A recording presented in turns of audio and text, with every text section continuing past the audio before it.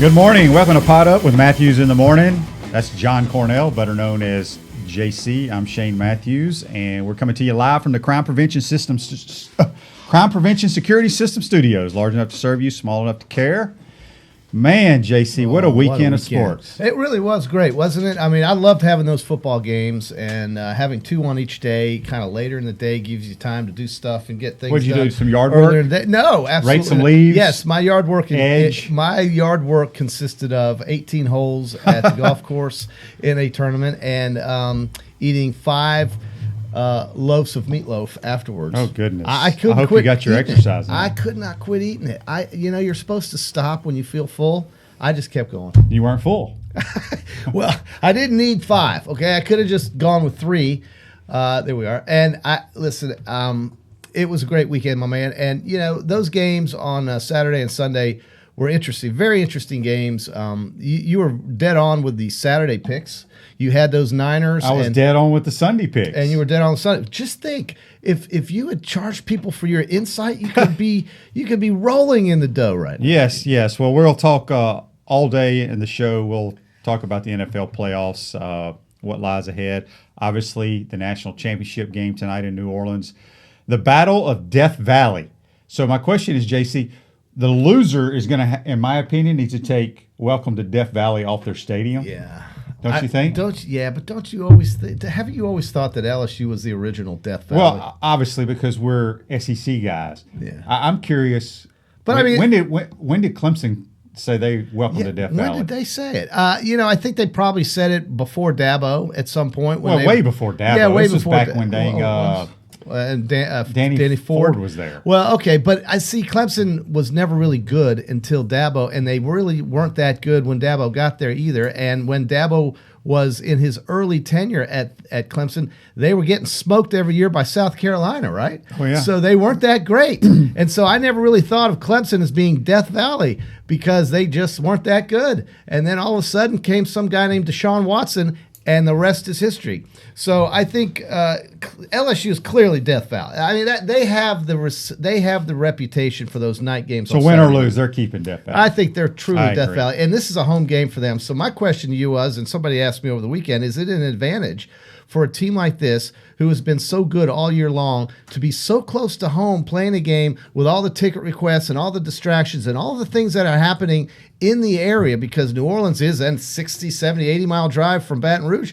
This is going to be a challenge, perhaps, or won't it be, because of how good they are? Well, first of all, it's not like in the Super Bowl ticket request. Each player gets X amount of tickets, and so we both get 4 tickets. If for whatever reason your family can't make it, you can give me your 4. So it's not like they have to. Okay. Yeah, you can't go out and purchase as many tickets as you want. They get complimentary tickets, but that won't be an issue. I think it's a huge advantage for LSU playing in the Superdome. We know it's going to be I bet it's going to be 80-20 in the stadium. Be a lot of purple and gold, a little bit of orange scattered in there. But it should be a tremendous game. We'll talk more about that. Also, later in the program, I did a sit-down, quick little interview with the head ball coach about the Heisman ceremonies, his Hall of Fame inductions up in New York City. We'll talk briefly about that. He'll talk a little bit about Joe Burrow. If you want to text the program, does he love Joe Burrow as much as you do? He does. Text the Titan MRI hotline. It's 352-353-7465. That's the Titan MRI hotline. Gators fall to Missouri 91-75. Fall to 10-5, 2-1 in the league.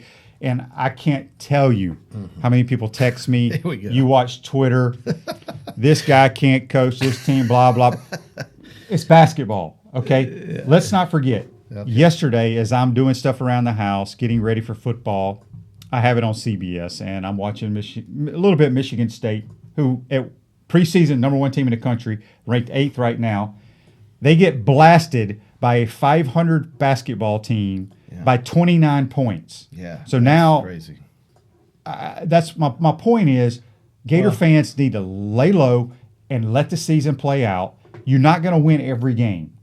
And when a team shoots 12 of 19 from three-point land, I don't know, you can't beat them. Yeah, no, I don't know where Missouri came from. I totally misread this game. No, it's college basketball. Yeah, that's true. But I didn't expect Missouri to be – I mean, they came out guns blazing. I mean, they looked like a team that did not have half the arena full, wasn't lethargic whatsoever, and they took the game to Florida. Now Florida played their second straight road game of the week, and it's rare. It really is, believe it or not. If you look at the stats, that teams go on the road sometimes and win 2 straight, and then come back home. And I thought that this was the perfect setup for Florida to be 3-0 in the SEC, because I just didn't know that Quanzo Martin and Missouri was that competitive. But they impressed me. I mean, that dunk your guy had, Xavier, whatever, Ponder. I mean, every team in the SEC is competitive, and Missouri's going to win more games, especially at home. I mean, LSU, who's one of the most athletic teams in the league, struggled. Had to hit a last-second shot to beat 0-3 Mississippi State team. So, if you got questions about the Gator basketball team, I'll be happy to take your text messages, because if you're going to sit here and complain when North Carolina is sitting at 8-8, lost to Clemson at home. First time in the history of Clemson University has ever won in Chapel Hill. Yeah, so it's college basketball, people. You need to relax. Yeah. And, man, it just irritates me, because obviously the people that are doing the criticism have never played sports in their life. You're not going to win every game.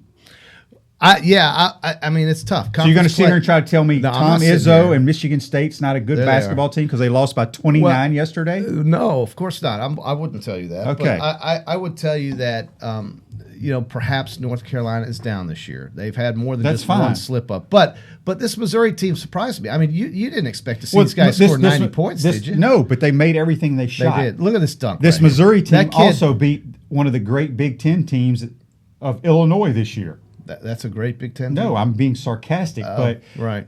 In basketball, anybody can beat anybody. But anyway, we'd love to have your text messages on the Titan MRI text line 352-353-7465. In my worldly weekend travels, I ran across some folks that wanted to ask you questions. I said, well, go ahead and text the show, and they'll say, I'm driving or I can't do it. But we love watching the show sometimes when we get home and so forth. But they can't text at that time if they're watching it on recording. So one of the questions that I had from one of my friends was about Gator football, and this is a question for you. And the text was, with Kyle Trask firmly entrenched as the starting quarterback and as the main leader of the team on offense, will Emory Jones be a threat to enter the transfer portal in your mind going forward? And if not, what will his role be, and will it be more than what we've seen in the last year or so? He will not be transferring. Okay. He will. So you're not worried about that? No, he will play a lot more than people think. You think next he'll play more next year? Yes. Okay. There's no concerns. The quarterback rotation next year is they got Kyle and Emory, and the third guy will be Anthony Richardson, and then you got a bunch of walk-ons after that. But Anthony Richardson fits what Dan Mullen wants to do. He'll probably be redshirted. He may get some playing time in some blowout games, because you can still play 4 games and be redshirted. But I don't think Emory Jones is going anywhere.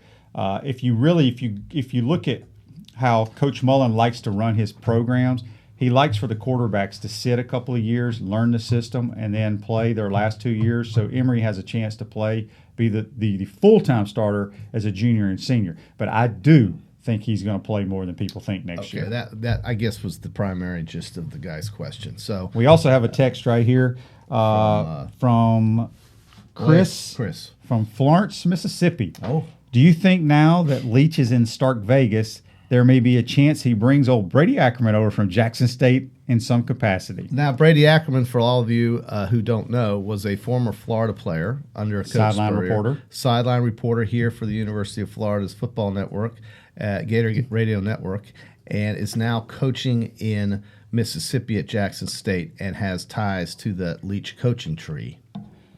Absolutely. Very good. So what's the answer? Well, we'll find out in the next couple of days. I would assume that Bubba Spurrier, Steve Spurrier Jr., who's been with Mike Leach at a lot of different places, been in Washington State for several years, I would assume he would go with Leach to Stark Vegas, be the wide receiver coach. But I would think with Brady being there, Jackson State University, having close ties to Mike Leach, may have some role. I don't know exactly what, but I hope he does, because it'd be fun to work for Mike Leach. And plus, he's an offensive guy, and he has learned from him in the past. He's big. Mike Leach used to come to his golf tournaments when he had him here in Ocala years and years ago. So they have a past together. So let's hope and wish him the best of luck. Some other news in college football. We'll talk more about the game later in the show. But Jamie Newman, quarterback from Wake Forest, has transferred to Georgia. Which to me, I think he's a pretty good quarterback, but it's a weird fit in my opinion because he's a dual threat guy. And if you've ever watched Wake Forest play, they use their quarterback in the run game a lot. I just don't picture it at Georgia. So we'll see. Well, they may have to do some changes at Georgia. They must. Yeah. But tonight's game is all the focus of the college football world is on LSU and Clemson national title game. The LSU Tigers are favored by 6 points in this game, and there was concern about Clyde Edwards-Helaire nursing a hamstring injury. He played sparingly in the Oklahoma game, and I think by design they really didn't use him that much because they just didn't need to, and that gave him a chance to heal up, and he's a huge player in this offense in my mind, even though they were able to score at will against Oklahoma without his services for the most part. But he's an important player, and with all of the time they had in between that game and when he was originally hurt in practice to now, I think he should be close to 100%. So that's a big get for LSU. I think he can be a big factor in the game. And then, Trevor Lawrence, for all of the things he was able to accomplish in that Ohio State game, he was the primary reason they won that game. But he took some shots. And so did, of course, their wide receivers, Ross and Higgins. And we heard from Brett Beard last week, who was talking about those two guys. And if they're healthy, that's going to give Clemson a lot more offensive firepower. These are huge players. Well, there's no question. I think having Edwards-Helaire back, if he's 100%. Now, you've had a hamstring injury, JC. Oh. You know how painful those can be. Yeah, man. And they take a while to come back Yes, they do. So, it's been a while. He didn't play a whole lot against Oklahoma. And what have they had, like 14 days since then? So, he should be close to 100%. But getting into this game, and I know we're going to talk this game, and we want to talk the NFL playoffs because I thought the playoff games were great this weekend. But the key to this game for Clemson to win it, in my opinion, is how their safeties play. If their safeties can't cover tonight, it's going to be a long Higgins game. Is as good as it gets in my mind. He's a first-round NFL Sunday player, and Ross is no slouch. No, I'm talking about Clemson's safeties. I beg your pardon. I'm not worried about LSU secondary. I'm talking about Clemson's safeties. But still, though, don't you think Clemson has some guys? No, they definitely do, but I love LSU's DBs. Yeah. But the safeties, Clemson's got good corners, but their safeties can be very dangerous. Very average in coverage. Well, and really, have they been? I mean, I thought Ohio State was had a lot of success against Clemson. I mean, in that game, I still go back to to my original thinking that Ohio State was the better team, but Ohio State forgot to score touchdowns when they needed to. So it's a great game. The lag they had between the games had to do with scheduling and had to do with some of the bowl games, the traditional bowl games like the Rose and Sugar, and so there were some logistical things that kept them from playing this game sooner, because we've had 2 rounds of the NFL playoffs in between the semifinals and now the finals of college football, and that's a lot of football in between those games. It hasn't happened before because now we're at championship weekend, the Final Four in the NFL, and we're still talking about college football's championship game, which of course is tonight. I think it's around 8:30, and it should be just I hope that a lot of times when we look forward to games like this with the anticipation that we have for it, sometimes they turn out to be duds, but I can't imagine that happening with these two teams. Yeah, I think these are the 2 best teams in the country with tremendous players everywhere. Should be a lot of fun. Yeah, I liked Ohio State. It's no point talking about. Yeah, we don't want to talk about Ohio State. I don't want to talk about Ohio State, but they had their chance, so they didn't do it. Joe Burrow, if he connects for 3 touchdown passes, this is courtesy of Brent Beard, who we had on last week, against Clemson, something he has done 12 of LSU's 14 games this season, including each of the last 6. He will tie the FBS record of 58 touchdown passes in a single season. So that's if he throws 3 tonight. He could throw 5. But if he throws 3 tonight, he'll tie the record. If he throws 4, he'll break it. That's something that he's done 8 times already this season, is thrown 4 or more touchdown passes. and that was set by Colt Brennan of Hawaii back in 2006. So it's pretty impressive what he's been able to do. Another fact that I've noticed was that LSU hasn't trailed anybody in this season in 25 quarters. The last team to hold a lead over LSU was Auburn, and that was a 13-10 lead in the third quarter of their October 26th game. Before that, it was Florida in the third quarter, but Auburn did have a 3-point lead. 6 teams have come and gone since then, including 3 who were ranked in the top 4 of the national polls at the time. So LSU is a team that is a front runner, man, and when they get ahead of you, it's virtually night time. I mean, you're just not coming back. They're just too explosive. They're way too explosive. And the thing too is interesting is there are 2 coaches, Ensminger and Brady. They both sit upstairs, and usually isn't there one on the field and one upstairs? Typically. And do they have usually 2 guys doing it or just one? Well, Ensminger has the title. Joe Brady's like wide receiver coach, passing game coordinator, or something along those lines. So they're kind of dual coordinators, and they've done a tremendous job. And it sounds like Joe Brady's going to be back at LSU next year, from everything I've heard. Well, they're going to pay him for sure, but he's going to be able to name his price probably if things keep going as well as they are.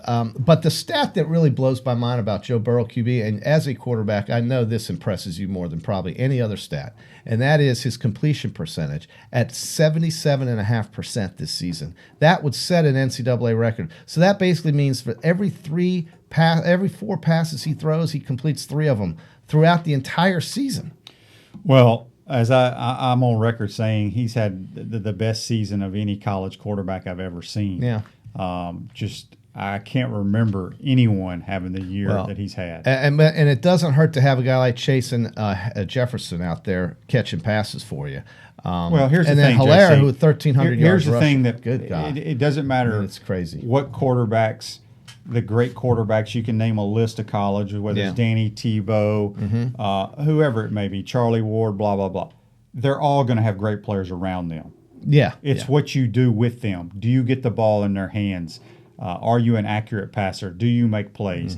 And Joe Burrow has had the most phenomenal season of any college quarterback I've ever seen since I've been watching. Another phenomenal quarterback is the guy Clemson has. I mean, he's 29-0 in games that he's played in. 29-0. Now, sure, it's the ACC, but still 29 straight wins. And he's not been hurt. He has been hurt, actually, but the game he got hurt in, they still were able to win, and that was Syracuse last year. He's thrown 22 touchdown passes. He's had no interceptions over 7 games, and he threw he threw 2 interceptions against Louisville, but he hasn't had any interceptions since then. And the guy is money. He truly is money. He rose up in the Fiesta Bowl, had over 100 yards rushing. He had a 55% completion percentage, which was actually a season low for him. So they found a way, and he's a winner. So this is a game between a guy that's making football look like a video game and another guy who just refuses to lose football games. Well, you're looking at the number 1 pick in the next 2 years drafts. So let's take a quick time out. We're going to come back, talk a little bit more about this game tonight. We're going to talk the NFL playoffs. Also, later in the program, we'll have the sit-down video with Coach Spurrier talking about the Heisman, Joe Burrow. It'll be about 20 minutes from here. We're coming to you live from the Crime Prevention Security System Studios. Give us a shout.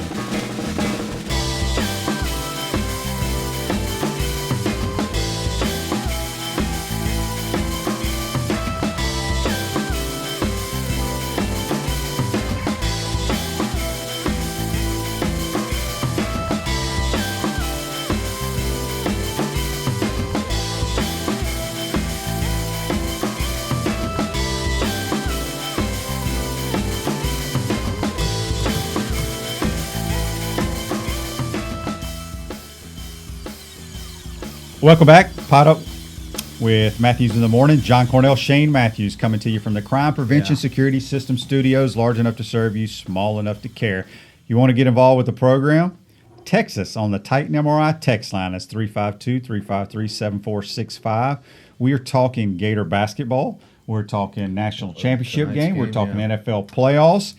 And then later in the program, I'll have a little sit-down, quick video with me and Coach Spurrier talking about the Heisman weekend, Hall of Fame weekend, all that stuff up in New York City. He talked a little bit about Joe Burrow in that video. We'll share it with you. Yeah. So, JC, what'd you think about the playoffs? I thought the playoffs went pretty much like you said they would. I think that first game really showed me that San Francisco. They're the best team in football. I think they are. I said it all year long. You know why they're the best team in football? Because Kyle Shanahan's a great ball coach. Well, that's I one. Get it, but they play defense like their defensive front. Oh my goodness! Their four-man pressure, dominating team, because they can pressure with their front four. Yeah. And that is what they built that team. John Lynch built that team. Because think about when John Lynch won the Super Bowl as a player with Tampa Bay. Yeah. What was the strength of their defense? Sapp, Brooks, the front four, basically. And the front seven, Yeah, front seven. So, right. The 49ers are the most balanced team in the league. I think Shanahan can really call some plays, too. And they're, Garoppolo's just good enough not to lose it for you. And they've got the best tight end. When healthy, is a true weapon. Really is a great player, and their offensive line gives them room to run the football. Man, Coleman and Mostert, who, those guys are dangerous running backs, and San Francisco can get the ball in the end zone. And what I guess impressed me the most was how ineffective the Vikings were on offense with Cousins, because he was on his back or running for his life the entire.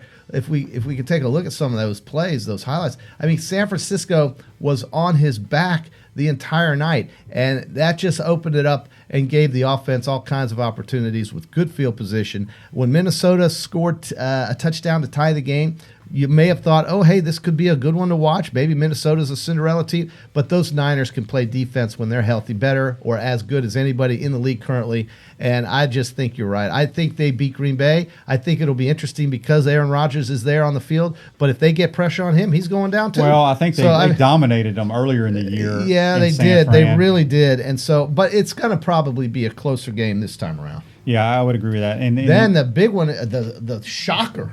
The shocker at night. Well, we just got a text here during the break. The Orioles, the Ravens, and the Titans. Yeah, what was the text? From the Titan MRI text line. Titan, the Tennessee Titan MRI text line. Makes so 352-353-7465. Joe in Tampa says, QB, you called it with the Titans. Well, why did you like them, QB? Well, I liked them because I think the year that Lamar Jackson had was phenomenal. It was, but it was. It's if not you no stop, no longer. if you stop their run game, not just Mark Ingram, which was banged up a little bit, but if you stop Lamar in the run game and forced him to throw the football, he struggles, and I think he will become better. But I knew that Mike Vrabel's plan. We're going to pound you. And they made him run They made him run laterally. Yeah, but you're not going to be able to stop our 6'4", 248-pound tailback. Yeah, and he ran it down their throat. They turned it over a few times, and the Titans took advantage of it. And I just thought the style of play would give the Ravens problems. And it did. Jackson, we talk about him. He'll probably be the NFL MVP, pretty much assured of that. But in 3 bowl games and 2 NFL playoff games. You're going back to his college days? Well, I'm throwing it all out there for the postseason in Lamar Jackson world. Okay? In Lamar Jackson world, in the postseason, which includes 3 bowl games and 2 NFL playoff games, he's had 1 win. He's had 4 losses. He's had 10 touchdowns and 10 turnovers. Well, he's like 23 years old. I'm telling you, though, he's having trouble in the postseason. As far as your guy Henry goes, he's the first player in NFL history, I didn't know this, with 180 or more rushing yards in 3 straight games. Mm-hmm. He will be the only player to do that if he gets that in the next game, which he could. I think he absolutely could with Kansas City. They beat the Chiefs in Week 10. The Chiefs. They beat the Chiefs in Week 10. Well, so with that, there's a matchup issue there, perhaps. Well, there is, but you kept telling me the Texans beat the Chiefs, blah blah blah. Well, the Chiefs are so explosive on offense that you have to score pretty much every time you touch the football. It is crazy. Let me go back though with Derrick Henry. Here's another interesting fact for all of our great listeners and viewers. Derrick Henry joins Bart Starr, Joe Namath, Ken Stabler, Richard Todd, and A.J. McCarron as former Alabama players who have thrown touchdown passes in NFL playoff games. How about that? When did A.J. McCarron throw a touchdown pass in a playoff game? In a playoff game, yeah, he sure did. When? At some point. I don't remember that. I don't remember him ever playing in a playoff game. El Tractorcito fan club said Derrick Henry. Anyway, so I don't either, and that's why I wasn't sure about that tweet, but it was a tweet. I may be because I don't remember A.J. McCarron, so we could throw him out and put in maybe, or just keep him out. Yeah. A.J. McCarron. I looked at that and I said, A.J. McCarron is a backup. He's never even played. You know what's interesting, too, about this game? You know, ever since they inserted Tannehill as the quarterback, the Titans have made this great run. Yeah. But it's not like he's doing a whole lot in these games, JC. They're not asking him to. He has not thrown for 100 yards in the last 2 games. Well, that's another interesting one, is that the Titans became one of only 2 teams. One of only 2 teams. I'll let you guess who the other 2. One of only 3 teams who have won multiple games in the NFL playoffs with less than 100 yards passing. Who are the other 2 teams, QB? I wouldn't even know where to guess. Well, you were a baby. The other 2 teams were Miami in 72 and 73, the Dolphins, and the Pittsburgh Steelers in 74. So the Titans joined that very interesting group of former Super Bowl champions of having won multiple games in the postseason with less than 100 yards passing. And that pass he threw, and I knew when they got that turnover at midfield, they were going in the end zone, and they nailed it for a touchdown. We got a text here on the Titan MRI text line. This is for Daryl from Green Coast Springs. Says, some Gator fans need to chill out and take a deep breath. It's a long basketball season. We could be in Chapel Hill, North Carolina. And he likes the Bayou Bengals tonight by 10. Thanks for the text there, Daryl. So moving back to the NFL. So on Sunday, yesterday's early game, the Chiefs and the Texans. Yeah, I don't know if I've ever seen an NFL or any kind of game, a team fall behind 24-0 and then it be outscored. What was it, like a 41-point unanswered? It was 51-7. No, I know it. I'm talking about an unanswered. I think it was 41 unanswered. It was 44, 41, yeah, 41 probably. 52 points, though, in the first half between those 2 teams was the most combined points in the first half in NFL playoff history. And Pat Mahomes joins Doug Williams. Remember Doug? Mm-hmm. He was the only quarterback, along with Pat, to have 4 touchdowns in a quarter, 4 touchdown passes in a quarter of NFL playoff football. JC, did you watch that game? Yeah. Okay, when they were up 24-0. Well, first of all, it was 21-0. Yes, and they had a chance to make it 28. Would you have gone for it on fourth and a few inches? I was thinking about that, and I was thinking, you score as much as you can, as quick as you can against Kansas City, because at some point they're going to score a lot. So I was thinking, I probably would have gone for it. Okay, well, let's say you didn't. They kicked the field goal. They're up 24-0 or 24-7, and then they have the fake punt. Did you like the fake punt call? I hated it.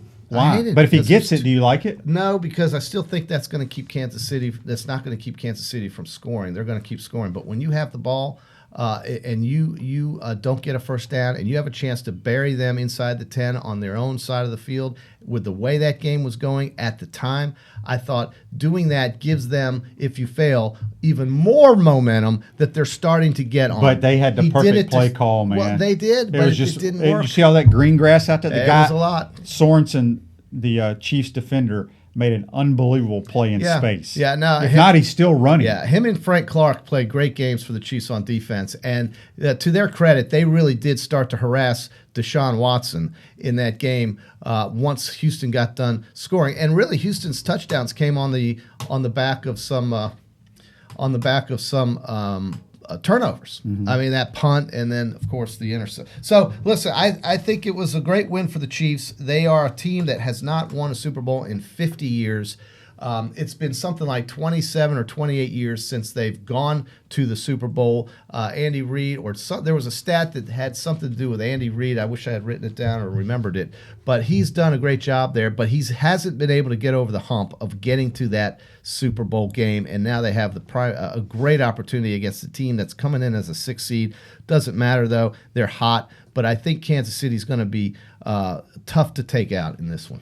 Well, by Tennessee. Tennessee's going to have to control the ball for a lot of time in that game. I don't know if Tennessee, because they're gonna have to either stay on the field the entire game. They're gonna have to score every time they touch the football. Yeah, because the Chiefs are so explosive on offense. I mean, they're so much speed. They do. They have so much speed. They're so healthy. Watkins and Hill and just a good, and they really weren't playing that well in the first half. And you were thinking, okay, here we go, another collapse by the Chiefs. They were getting booed. Oh, yeah. Well, because these fans have seen this before. They've seen this act before. They drop passes like that right there from Robinson. I'm just saying, they have seen this team He did drop it, but it wasn't a good throw. Okay, but it hit him in the hands. Well, it was way behind him. Okay, but they crump in the playoffs. They have, this is the second straight year they will be in the AFC Championship game. Last year, New England dominated them, pretty much. Although they did make it an interesting game in the second half. New England was going to win that game, and everybody knew it. This year, though, I think it could be their time. They got I think they were very fortunate to see Tennessee beat Baltimore. I think going and playing at home, obviously, against the Titans is a preferable scenario than having to travel to Baltimore and play the Ravens. But the Ravens, 14-2 and have nothing to show for it, really. It's unbelievable. They're packing up their U-Hauls today. No, it's incredible. In the night game yesterday, Green Bay squeaks out a win, 28-23. Yeah. Let me just start by this. I thought this was blowout city. Yeah, but this Seahawks don't die, man. They don't. And here's the thing. Quit. I'm not going to say I'm not a Russell Wilson fan because I really like him as a person and like the way he plays. But he is the best quarterback I think I've ever seen just running around making plays. Especially when he has to. Well, my point is, if he doesn't do anything structured, you know what I'm saying? Mm-hmm. You don't see him drop back, take his steps, and ball gone. It's drop back, run around, and make a play. If some way you could contain him and keep him in the pocket, he would be so ineffective, in my opinion. Everything he does is usually outside the pocket, as we're watching right there. It's nonstop, just making people miss. But the Packers had this game. I mean, they won the game. Came down to we decided the play of the day yesterday is going to be the big pass play there to ice the game. Aaron Rodgers hits third down. Devontae Adams on a fade route. Third down. That's the kind of play it's a great play. But here's the thing: that Hall of Famer, the previous play on second down, had a guy wide open in the flat, had him out leveraged. All he has to do is throw it to him, and he either gets about 8 yards or he gets a first down. Did you tell him he messed up last night? Well, Troy Aikman did. Troy Aikman can. Well, I would too if I was on the telestrator. I have no idea what he was looking at. And what he did was he ran around and threw the ball out of bounds and stops the clock and doesn't force Seattle. I don't know what he was thinking. Yeah, that was surprising. But it did not surprise me to see them convert that third down. And either time they had it, when he hit Graham too, that ended the game essentially after Seattle had burned up their timeouts. If Seattle gets the ball with 2 minutes to go and a timeout, down 5, it goes back to the question we asked last week. Remember, who do you want to win the game for you? I want Pat Mahomes. Well, okay, you did say Pat Mahomes, and that makes sense. But Russell Wilson is a guy you have to consider. I do, but I'm saying if I'm putting a plan together to beat the Seattle Seahawks, I'm going to rush the passer, but not rush it 100 miles an hour. It's going to be an under control rush where we stay on the same plane as Russell Wilson, where if you keep him in the pocket, he is not going to be effective. I'm telling you. I would love for somebody, we have all these people that do all these stats, to tell me what his completion percentage is within the pocket. Don't know. I bet it's not very high. Well, it's good enough to keep them in the game, whatever it is that they do to stay in these games. Well, it's him running around. Yeah, he does that a lot, sure. And Look, but Rodgers and Adams are really dynamic. 8 catches for Adams, 160 yards in the score. I think this game coming up with San Francisco is going to be closer than the one they had during the regular season. I don't think there's any doubt about that. But you're right. Green Bay only scored 7 points in the second half, and Seattle scored 20. So they stayed in that game. It was looking like blowout city. But Adams is such a clutch receiver. He's their favorite target for Aaron Rodgers. He had 2 touchdown catches last night. So it's now time for the championship weekend next Sunday. That's the play right there I'm talking about. Can you rewind that play right there, Taylor? I don't know if that's possible, but this is the second down. They're trying to run the clock out. Well, let's see it. He's going to go back to it. Go back. Okay, let's go back and see if. So we're talking quarterback in 101 right here. Right, quarterback in 101. Go. Right now, he's got the guy in the flat. I don't know why he didn't throw it to it. Well, he's looking right at him. There must have been because 51 was standing there. Nope. If you go back to the end zone copy, they showed it, and Troy Aikman was talking about it. It was a bad play on his part there.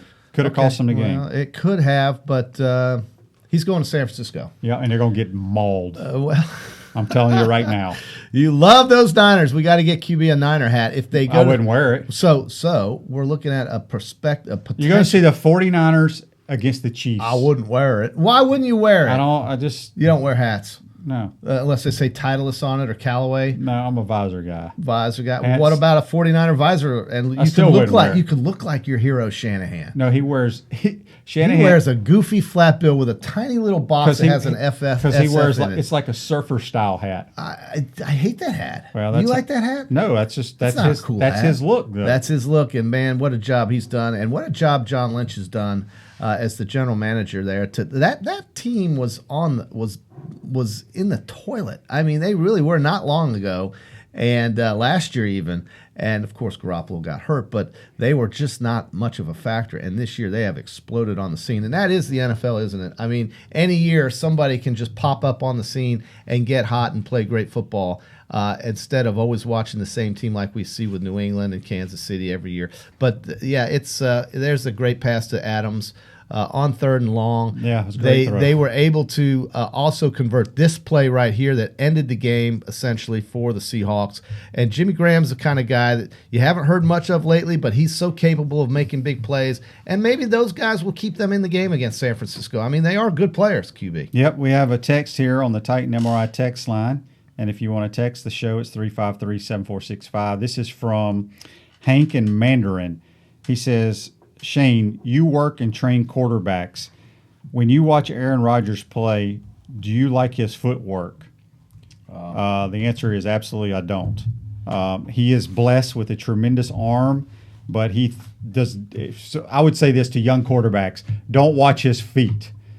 He throws off the wrong foot a lot of times, throws falling backwards. Yeah. But he's been blessed with a great release and a great arm. If he used his legs the proper way, he would be way more accurate than he already is. I think you need to text him that. I don't need. Everybody says that about him. Well, that might be, but he can make. Have throws you ever off noticed? The wrong, have you ever noticed that? Yeah, I've seen him make throws kind of off balance and so forth. Yeah, but I'm saying he still completes the pass. But that's fine because sometimes when you're knocked off your spot, you can't have your feet underneath you. My point is when it's a clean pocket, he still does it, and I think that his numbers have gone down over the years. But he's still one of the best quarterbacks to ever play the game, only because of his accuracy, more of his release. But his accuracy could be better if he had his feet underneath him at all times. Oh, yeah. I mean, you have no idea about this, Jason. Well, I do. I see him throwing the football. I don't really look. We at can the go feet. back. I like to look at where the football. The most important thing in playing quarterback are your feet. Ah. Interesting. Your lower body is probably 70% of playing quarterback from your waist down. Well, Shane and another former quarterback who played at the University of Florida will be discussing matters here that we've been talking about since the beginning of the show. Coming up next on Matthews in the Morning. Pod Up with Matthews in the Morning.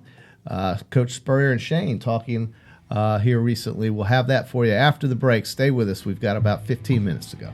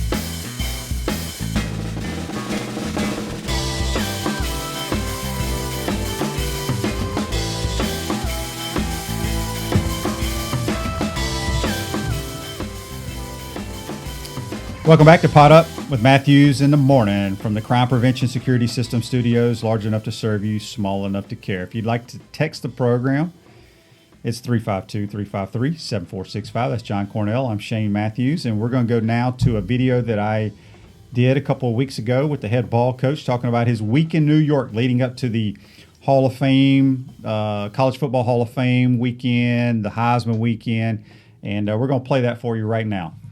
2, 3. Well, Coach, appreciate you joining us. I want to talk about your weekend in New York City, the Hall of Fame banquet. You know, you're one of the handful that's been inducted to the Hall of Fame as a player and a coach. Tell us a little bit about what went on there. Obviously, my former teammate Terrell Buckley got inducted, so that was pretty cool. Yeah, we've been going to that, my wife Jerry and I think since 1986. That was the year they put me in the College Football Hall of Fame. Sort of interestingly, my old buddy John Brody, the 49er quarterback, went in that year also. And Mike Ditka was in on that, your old coach with the Bears. So anyway, we've been going back every year. And this past year, the two guys that I talked to after the dinner was over was Denny Erickson, Miami coach. We became good friends when he was coaching at Miami. I was here at Florida. And since we didn't play each other, we were trying to scheme up to beat FSU if we could. I think he beat them more than I did. But Denny got in the Hall of Fame, so that was nice seeing he and his wife and kids. And then also Jake Plummer, who's the quarterback at Arizona State. Back in '96, for us to have a chance to win the national championship, Ohio State needed to beat Arizona State in the Rose Bowl. Right. If that happened, then Arizona State would have a loss, and then we'd be playing FSU for the national championship, which happened. But Jake Plummer had a heck of a season, and he led the team to a touchdown drive with about a minute and a half left, and Ohio State came back and scored at the end. So we were very fortunate and blessed. Everybody had a loss, and we had a chance to play FSU for all the marbles. So I met him and got a chance to talk to him a little bit, so that was really neat. Yeah, cool. So you move over to the Heisman ceremony, which, you know, it's a small fraternity. And the cool thing for, I think, the Gator Nation is you and Danny are always there. You know, there's so many Heisman winners that for whatever reason they don't go back to the ceremony, but you know, these are special moments that you'll never get back. So it's kind of cool that you and Danny It was, and there. Tebow was there for this year. Yep. both nights this year with the ESPN. He and Desmond Howard had a chance to do some of the interviewing during the ceremony with Joe Burrow. And then later, Tim came to the dinner also, the black tie dinner. So good to see Tim a little bit. But Danny and his wife were up there. It's always fun being around Danny and so forth. So that was nice. And Joe Burrow, got to check. I was actually sat right next to him at the dinner. And there was a lot of talking in this dinner and a lot of dead time. So we got a chance to talk a little bit and realize growing up, he and I had a lot in common. Probably like you, we were always better in basketball than football. And then we got a little taller and a little stronger, and our high school started throwing the ball, and then football became our sport. So really enjoyed meeting Joe Burrow. His dad was a coach like yours. My dad was a preacher, but he was coaching me all the time, that's for sure. So all of us had a lot in common. Yeah, so when y'all go to this Heisman ceremony, kind of tell the people what y'all do. Obviously, you got all these dinners and banquets, but don't y'all have to go to into a room where you got to sign a bunch of balls as well? Well, you don't have to, but you get to. Yeah. Yeah, I think they had about 300 balls to sign, and they send, I think, about 10 or 12 to all of us that sign them, and so forth. So that doesn't take too long, though. So we sign a whole bunch of footballs that they send out and put on auction for charities and so forth. So that's a neat thing for us to do. Now, another great thing about your weekend in New York City, you got 14 grandkids. You always get to take one of them to get to experience New York City and all the festivities. Who got to go this year? Yeah, my granddaughter Emmeline, who's a freshman here at the University of Florida and on the cheerleading team. This was her year to go. So Emmeline flew up Friday and came back with us Monday morning. And she's getting ready to cheer, I think, for maybe the women's basketball game here tonight, and then another men's game, and then scheduled to go down to the Orange Bowl. We're going to go down there and watch that game. My son Steve Jr., Washington State plays the 27th, so they're coming to Florida, and I think Steve Jr. and his 3 or 4 of his kids are going to drive down there with us to the Orange Bowl. All right, Coach. Well, I appreciate you joining us, and we'll talk to you Hopefully soon. we'll have a good bowl season for That's the Gators true. and Yes. all the teams we love. Absolutely. Yeah. All right, that was the head ball coach. That was several weeks ago. He and I sat down over on campus, and his all of the teams we love. Yes, all of the see. It's okay to love a bunch of teams. He loves QB. Duke. He loves Duke. He loves you the guys Gators. make fun of me for loving teams. Yeah, but he actually has a reason why he loves those. Oh, I didn't have a kid to go to Mississippi State. No, that's fine. But do you have a reason to love the Chiefs? No. I mean, okay. So Unless here's coaches' teams now. The Gators are number 1. Yeah. Duke, South Carolina.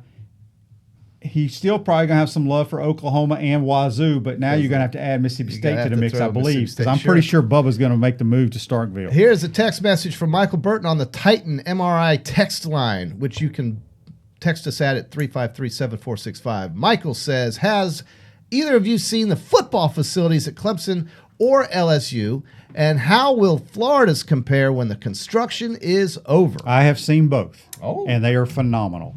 Ours, from the pictures and the drawings and everything that I've seen, they will be just as good. I think Clemson will always have the top facility in the country because the land that they have around there, they can continue building to it. Okay. But I think Florida's will be in the top 5 in the country, no question about it, when it's all said and done.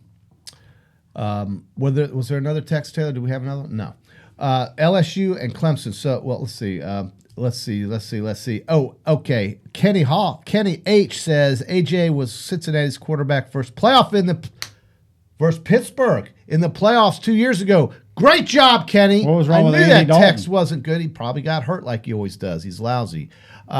Freddie says another good show, championship level, no question. And Michael says good morning from Mount Plymouth. Where's that? I have no idea. But it's in a mountain. So thank you for all joining us here on Pot Up with Matthews in the Morning. I'm John Cornell. I unfortunately will be missing on Wednesday, Thursday, and Friday this week. I'll be back tomorrow, but then back on it Monday through Friday the following week, QB. So hang in there with us. Mount Plymouth is an unincorporated community and consensus designated place in Lake County, Florida. Outstanding. Lake County is right down there south of us on I-75. Great place. Thank you for watching, and thank you for listening. QB, we only have about 6 or 7 minutes left. Let's wrap it up with this big game tonight. We've the anticipation is I mean, can you imagine what New Orleans has been like this weekend, and then what it will be like if the Purple Tigers beat the Orange Tigers, which we all both think they will. It's Clemson has purple in their uniforms. They do. It's a 6-point number. LSU will likely, I guess, be in white. Clemson will be in orange, and we're going to have just a fantastic game to watch tonight. I can't see. You know what would have been? It wouldn't be. You know what? I would have been interested in who the home team is in this game, because if it was Clemson, you know what I would have done? Wear white and make them wear purple. Make them wear purple. Yeah, that would have been great. Well, it goes to the highest seeded team, and I get that because I actually thought about that. Clemson is better, it seems like, in their orange ones than their white ones, although they won the biggest game in their history in their whites with Deshaun Watson. But Trevor Lawrence, just getting back to him, just throw some more stats for you. He started every game this year for the Tigers. He threw for 3,400 yards, 36 touchdowns. He is 25-0 as a starter. The Tigers have won 29 in a row. Every game since he's put pen to paper to sign with Dabo Swinney's squad. They are so good, and they are going to have 70. Let's see, there would be 70,000 fans in the building. So take 80% of that, and you get down to about 50,000 LSU fans paid whatever it costs to get in the building, and it's going to be a memorable night. And I'll tell you, I don't know if Clemson were to fall behind in this game. I just don't know if, unlike like last week, if they'd be able to come back in that environment. Maybe, but I think Trevor Lawrence can make a lot of things happen with the skill guys. But they were playing that game with Ohio out in the desert, and it's nothing going to be like tonight. No, I know. Again, our contest for tonight, you can send your answers, your picks to the Facebook page, or you can go to the website potupwithshane.com. Yes, the score of the game tonight between LSU and Clemson. Pick your winner in the score. And the winner is going to get one of these cups mailed to them. Maybe we should stick them up here so they can see. Yeah. I don't know. Well, they see it whenever I go like this. Yeah. Well, who did we have a contest winner for the basketball games? Well, I don't. We'll have to we check don't out. come out and say who the winner is. We have our crack staff take care of all that. Oh, well, thank God. All right. Well, that's good. Who do you like tonight? Oh, What's the score man. going to be? Give me a score. Give me a score. I'm going to lean towards the SEC. I mean, it's hard to pick against Clemson. I know they play in the sorry really ACC, is, but they're good. But they're good. They have so many good players. Yeah. They've won so many titles. That's kind of, we got to get rid of the dynasty that Clemson's building. Well, so I'm leaning towards LSU Tigers, JC. Mm-hmm. I think it's going to be a fun game to watch. You got so many great athletes on the field. Mm-hmm. I like the Bayou Bengals, the purple and gold team tonight, 44-38. So I was just about to ask you over or under 68 points, and you went way over. I just think both these teams have so much firepower. Yeah, at 8 o'clock. I said 8:30. I don't know why I said 8:30, but maybe that's when they'll actually kick it off. But 8 o'clock, I think, is the kickoff tonight. 8 o'clock. Andy Dalton in that great game that we keep talking about between Cincinnati and Pittsburgh that year when A.J. McCarron threw a touchdown pass. Broke his thumb. We get that from Hunter. Thank you very much, Hunter, for that. Thank you very much for everybody. Rick, LSU by 9 is not going to cut it if you want to be in the contest. You got to say, you got to give me a score. Come on, Rick. Like LSU 39-30. I mean, come on, Rick. By 9, 18-9. No, I'm with you there. I think I had a friend in Las Vegas, surprisingly enough, and I've gone with putting my money where my mouth is and put a couple bucks on the LSU Tigers to win by more than 6. So I think that's going to happen, but I think it's going to be a close game for the most part. I really do. Yeah, I think it's going to be a shootout. I think Clyde being in that lineup really means a lot for LSU. I think the defensive coordinators are going to have a long night. Well, it's really amazing, though, isn't it, that we are now at the end of yet another college football season. It seems like it's gone way too fast. It always seems this way. But it's been a long time for me since that last playoff weekend that they had. And this is not your traditional bowl game. This is not a bowl game. This is a business trip for these teams. They're not out there going to see all the sights and sounds of New Orleans. They are there strictly for interviews and game planning and practicing and getting ready to play in the most important game of their career, in all likelihood, for these players, knowing that both these quarterbacks will be playing on Sunday. Rick says, okay, Shane, take this, 28-17. That seems very low scoring. Very low scoring. Well, thank you for participating with us on the Titan MRI text line. We will be back, of course, tomorrow morning to talk about how this game played out. We're going to be up late tonight. It's going to be a late night. These college games seem to drag on for 3.5 hours, so it's going to be a late night, but it's going to be an exciting one. And protect everybody in New Orleans afterwards, because who knows what it's going to be like, win or lose, for these fans that are going to be in that environment. That's a wrap on a Monday edition of Pod Up with Matthews in the Morning from Crime Prevention System Studios. Have a great day. We'll recap the game tomorrow.